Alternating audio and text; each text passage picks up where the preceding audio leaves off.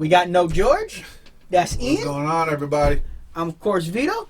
And welcome to another installment of, as long as it's still right now, called the Giv Show. Yes. We have a little bit of off-camera issues. George decides that he doesn't want to do the show right now. We'll see how long that continues. We don't know what's really going on right now. We're trying to figure everything out, manage everything. So we'll keep you updated as time goes on. We'll keep giving you information. Hopefully we can have everything figured out. Hopefully everything keeps rolling. We're still going to keep going, so I hope you all continue to follow us on this journey. You can't handle an off-camera sports argument. I don't know how you can do a sports show, but Listen, I don't know what's going on really. I'm trying to figure it out just as much as y'all probably are. So we'll see where it goes. Hope everything keeps going well, and we're here to stay. But you'll have Ian and Vito for the foreseeable future. We're going nowhere, guys. Yep. But let's get right into it. We're going to start with what, week 13 of the NFL we're up to? Yeah, the season's going by fast, man. And those Cincinnati Bengals got their first win of the season against Georgia's New York Jets, which I was very happy to see. Honestly, even though I picked the Jets, I picked the Jets too. I also did call. I said, don't be surprised if the Bengals come out of nowhere and get a win. Andy Dalton gave this team some life. Which it was their first win of the season. It was their first win. I think putting Andy Dalton back in there as the starter gave that team some life. It revitalized them. Don't get me wrong. Sam Darnold did throw for 239 yards, but he only threw for 28 to 48. So he did what it just wasn't enough. That offensive line still fell through. They weren't protecting him as well. It's hard to do when you don't have a good offensive line. In all defense of the Jets, I do know the majority of their team is injured right now. They have, 7 starters total that have been from week 1 to right now? But I don't want to take that away. I think once their team gets healthy again, then they will, I don't know if you want to call them a threat, but they will be a little bit more certified and feel more comfortable. Oh, the Jets are coming. Even though they don't have a winning record, but they're not terrible right now. They're done this year. They're not going to make the playoffs. That's done. That's been thrown out. That last loss ended their season essentially, unless a lot of things go their way, which I don't see that happening. The Jets are a team for next year right now. Yeah, they put C.J. Mosley on IR. That ended his season. I think they were waiting to see if they lost one more game to see if he was done. Now they're going to let him get healthy. And him getting healthy and being back next year strong is going to help that defense. I mean, the Jets are going to be right there next year. They will. They're going to be. And I honestly think Darnold's just going to get better. He is. So he's showing that he's getting better. Question is Adam Gase going to be there? That's going to be the question. Yeah. I mean, time's going to tell. So they might end up giving him another shot just because, again, his entire roster's pretty much been hurt this year. I mean, he has gotten some good wins. He has gotten some good wins. His best win. He's doing what he can with what he has. Exactly. He's getting. And that's all he can do. I mean, hate to bring it back up again, but they did beat the Cowboys. We're gonna leave that in the past. Okay. We're not trying to go back to that heartbreak. And then they blew out the Raiders. Listen. The Cowboys got enough heartbreak. We're gonna. That don't count. And they did go on a 3-game streak where they put up 34-plus points. True. I think it was 34 exactly points. True.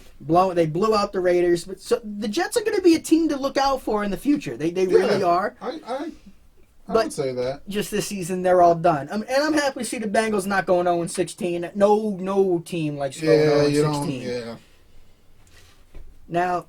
Now to get to that Sunday night game. That was a little rough for me.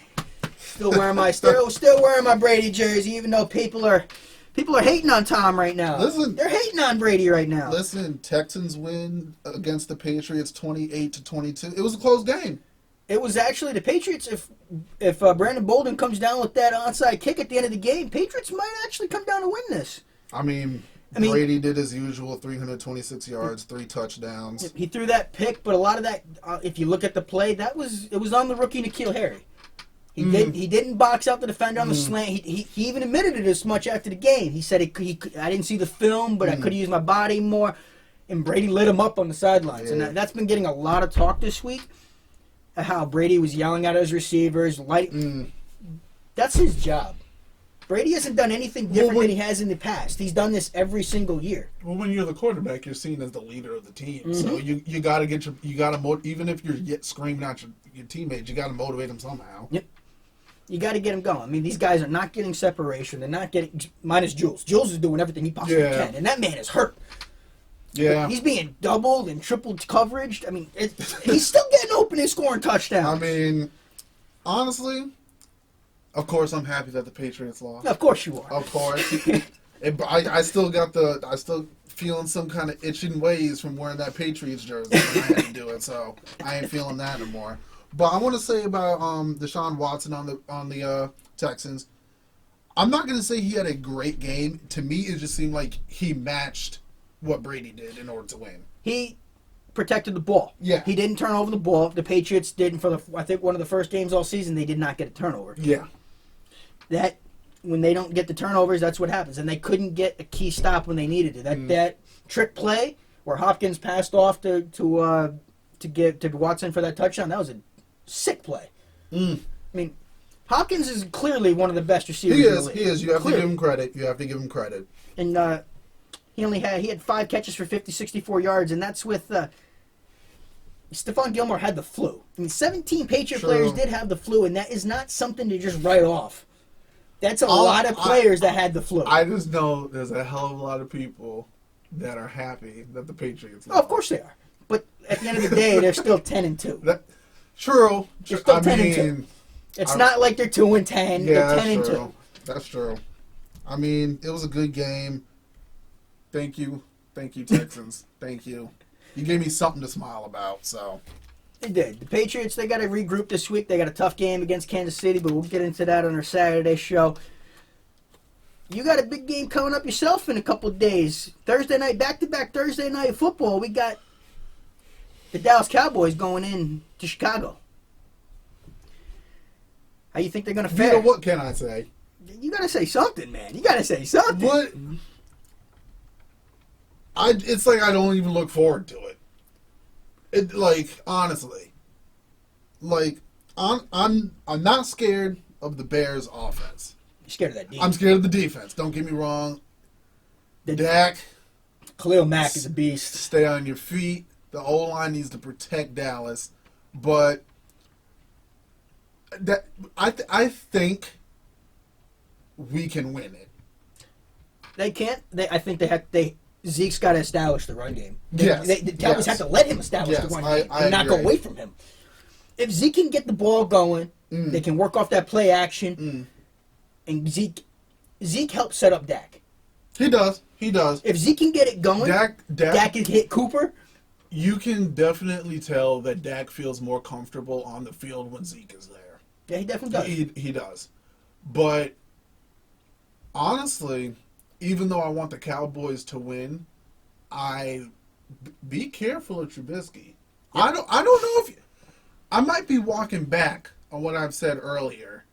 And is Trubisky really a bust, or was he just having a difficult adjustment? I think he's probably having difficult adjustment. You can't really call him a bust yet, because he's still 13 touchdowns to 7 picks on the year. That's what I'm saying. And he was hurt.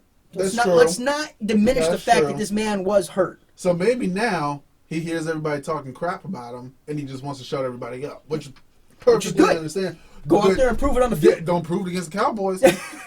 We need that win. They do, but the Bears need this win just as bad. They do.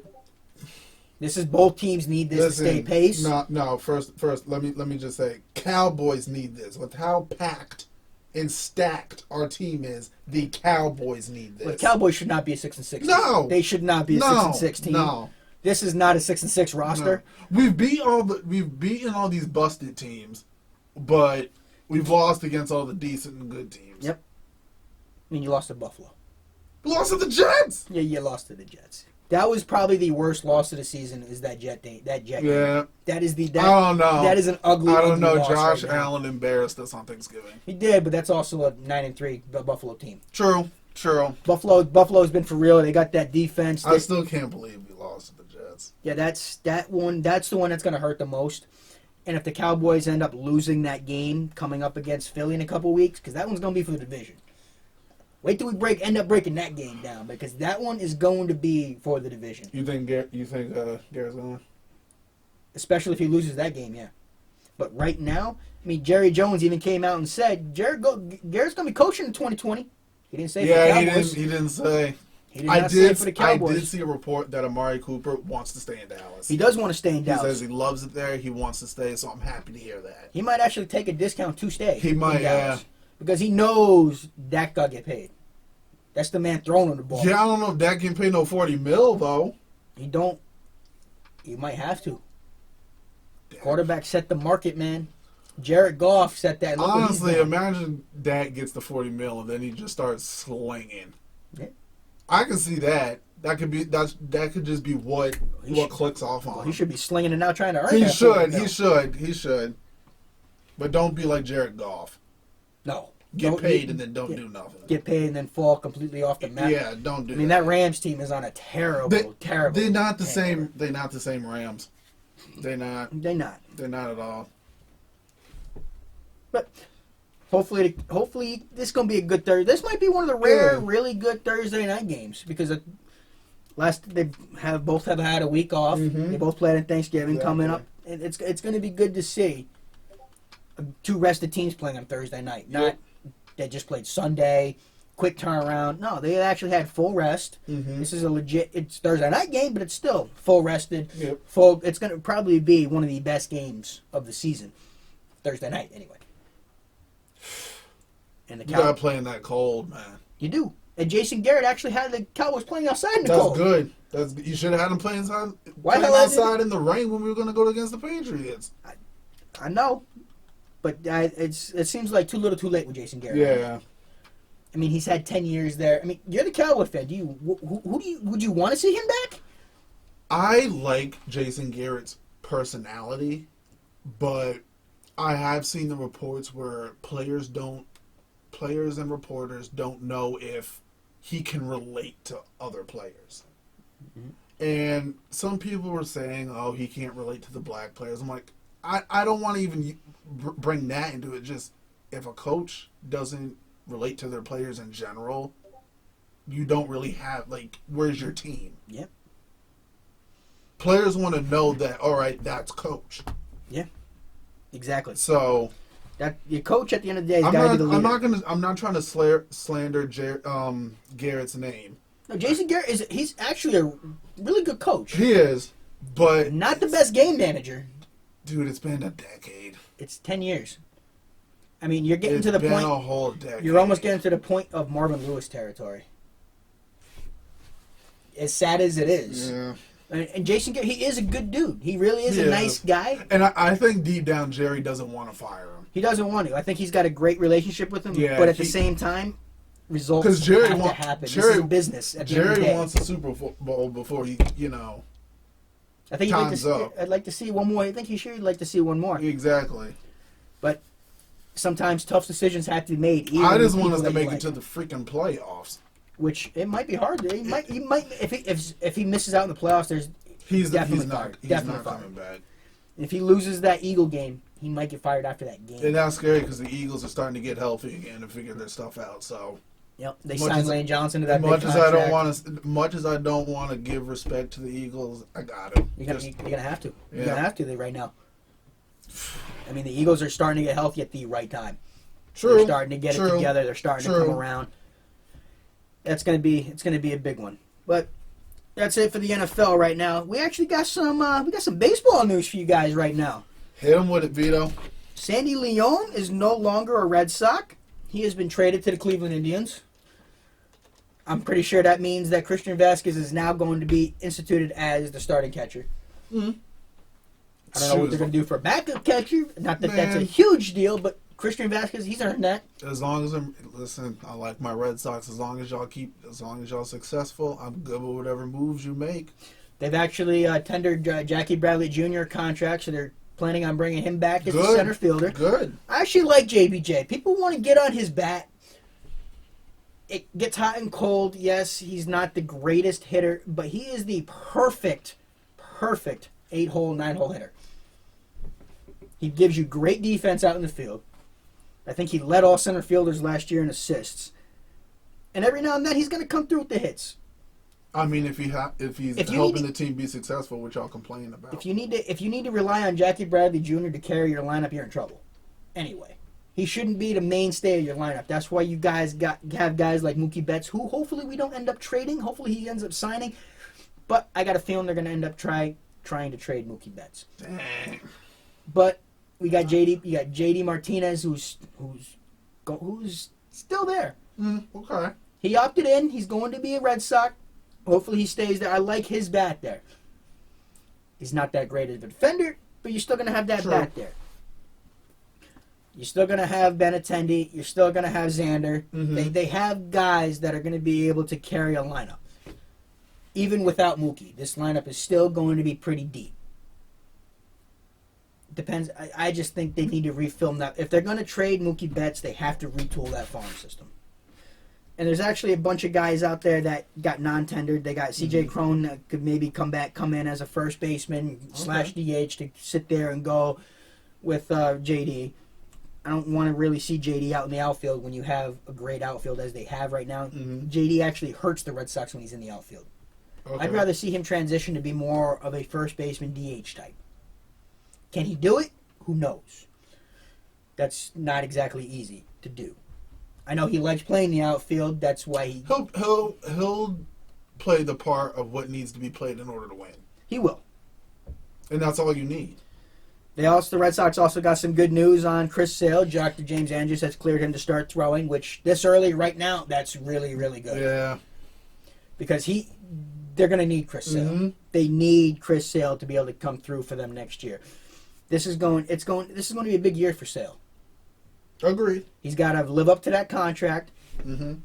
He's got to show he's going to be that bulldog out in that mound, and he's got to carry the rotation.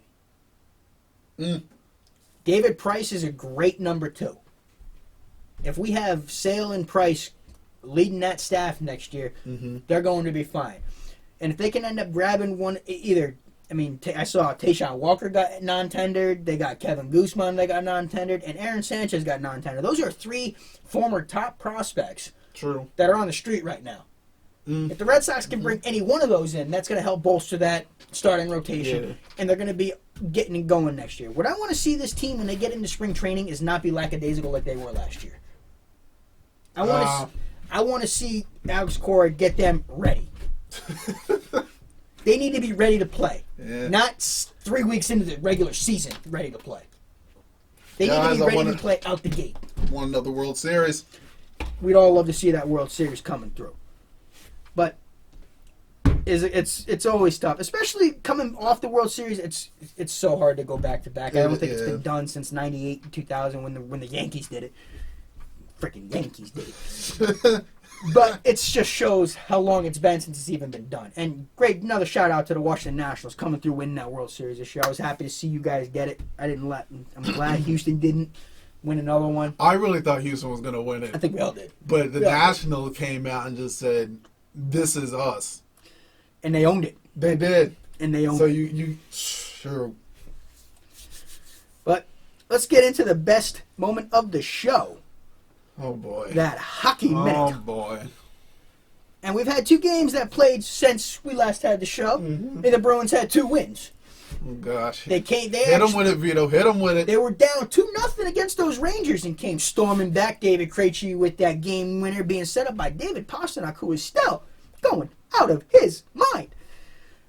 I think he might, if he keeps up this pace, he might end up breaking Cam Neely's single-season goals record. Honestly, I don't want to ruin this for you, but every time we have talked about the Bruins, they have won. Except for one time. Which they lost. There was one game. This team they're on fire. They are the best team in the National Hockey League right now.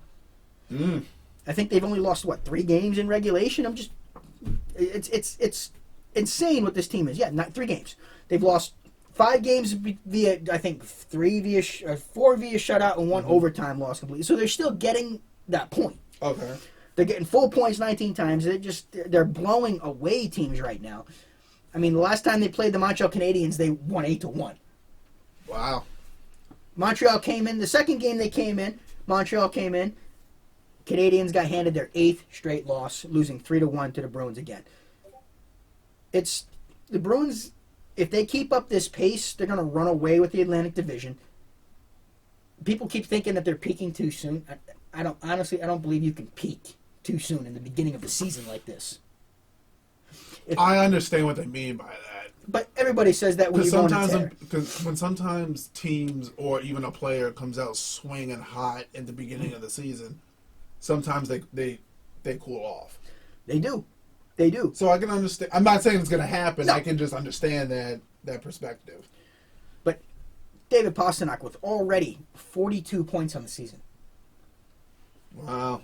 He's got How many goals is he? He's got 25 goals in 27 games. That ain't bad. That's I believe that's leading the league right now. Pasta is, and can you believe he was the 25th overall pick when they drafted him? He was hurt, that's why he fell in the draft. Yeah. But so many teams passed on this guy, and he fell to the Bruins. And he is now their sniper that they've been hoping he would become. And I can't wait to see what this team can do in the playoffs this year. Hopefully they don't go the way of the Lightning last year, who were dominating everybody all year and then got swept in 4 straight. We don't want to see that. Yeah, that's what I'm saying.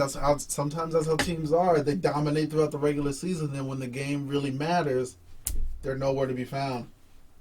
But I don't think the Bruins are going to be that way. I've never seen them be that way. I won't wish that on them. I won't wish that on them. We'll have to see when it gets to that point.